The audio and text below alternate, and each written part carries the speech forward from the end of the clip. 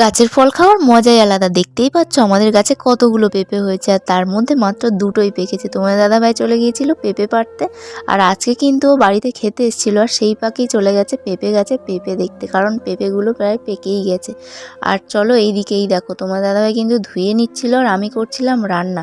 আজকে একটা মস্ত বড় দুর্ঘটনা ঘটে গেছে, যেটাই তোমাদেরকে শেয়ার করব। চলো আজকে আমি কি রান্না করছি এই দেখো। এখানে করছি উচ্ছে ভাজা, উচ্ছে আলু ভাজা, মাছের ডিম দিয়ে করব। আর করেছিলাম লাইলেন্টিকা মাছের ঝোল। ভেবেছিলাম যে মাছের তেল ডিম দিয়ে মাছের মাথা দিয়ে চচ্চড়ি করব, কিন্তু সেটা আর কপালে ছিল না। আসলে তোমার দাদাভাই বাজার থেকে কিনে আনলেও সেগুলো চলে গেছে বিড়ালের পেটে। আর এখন সেই জন্য আমি এই রান্নাই করেছি। আর ফ্রিজে দেখো চচ্চড়ির জিনিস মানে সবজি টবজি কিনে এনেছে, সব কিছুই রয়ে গেছে।